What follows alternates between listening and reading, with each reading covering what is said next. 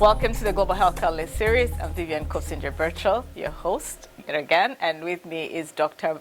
Kais Balbissi from Jordan. Doctor, welcome to the series. Thank you. I appreciate you having us here. Yeah, would you kindly tell us a little bit about yourself, what you do, and why you're here today? Thanks. So I'm the Internal Medicine Program Director at the University of Jordan, and we're mainly involved in training and educating physicians, and trying to improve the medical education and sector in Jordan. I also am an interventional cardiologist and a practicing one, and there's a lot of burden of disease in the cardiovascular era in Jordan. And when you talk about the cardiovascular disease, I've heard this a lot in terms of care and disparities. So what is the biggest disparities in that field of medicine? All right, so there's first of all, there's a lot of concentration in the higher trained people in certain areas of the country, the capital.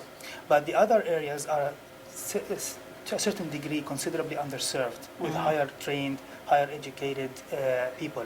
And it's not a big trip to come to the capital, but again, sometimes with cardiovascular medicine, you don't have the time. You have to be there. You have to be close to the patient to be able to serve them in an emergency and in a tough situation. If they're having a heart attack or they're having a stroke, you can't wait to bring them to them. So you have to have these individuals. You have to have these medical facilities where you can do a CT scan or do a cath and provide that care for these people close by.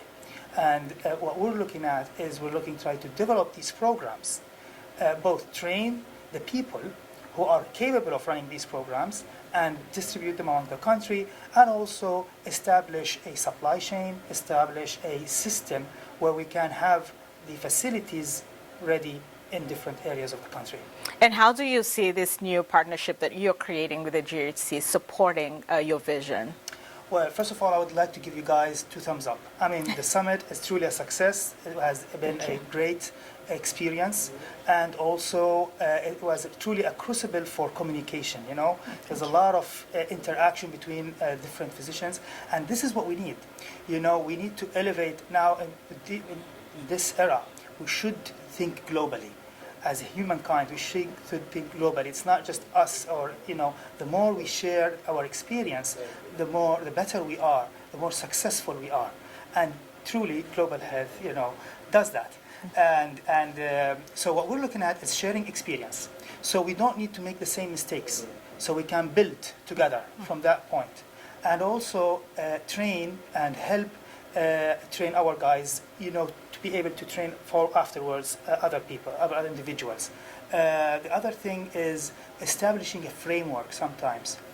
What I'm trying to say is it's not just an individual that you need to treat. You need to create a system. And to be able to do that, you need a village.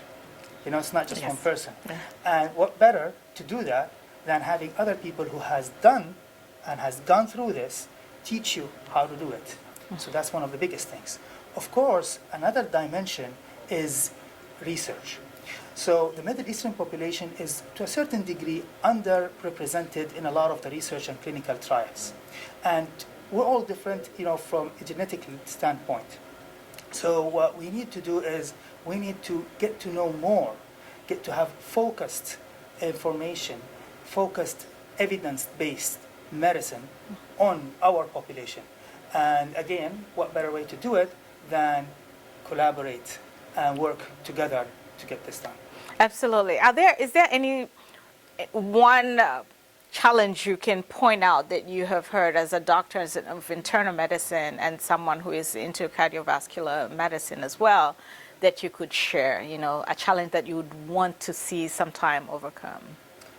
Okay, so to tell you the truth, the biggest challenge is giving up.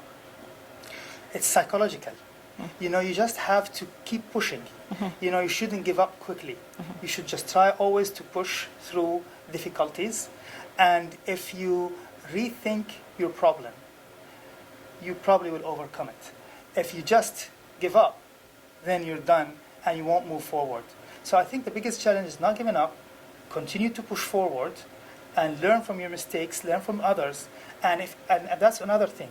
If you have a big challenge, rather than giving up, ask others for help. Then you could overcome it easily.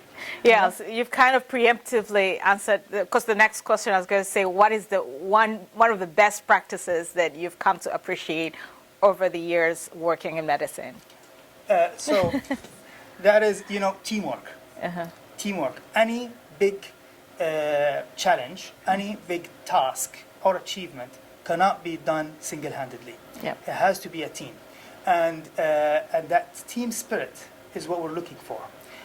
So the team spirit comes from sharing and also getting people to see it, how it's done, and then becoming part of that experience, and then they can come back and share it with others in our countries. Oh, excellent. Thank you again, Dr. Kais, Appreciate for spending time speaking with me and for being here at the summit. Thank you so much. Thank you for having us. And to our viewers, again, look out for more videos about highlights from the Global Health Call List. Thank you for watching. Till next time.